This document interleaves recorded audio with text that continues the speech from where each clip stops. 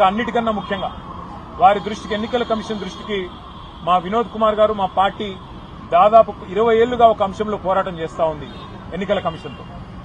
Car గుర్తును పోలిన symbols ఏవైతే ఉన్నాయో దాదాపు 8-9 సింబల్స్ ఉన్నాయి.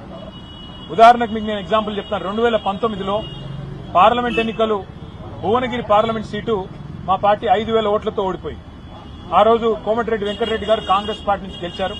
బూర నరసయ్య గౌడ్ గారు మా పార్టీ నుంచి పోటీ చేసి 5,000 ఓట్లతో ఓడిపోయారు.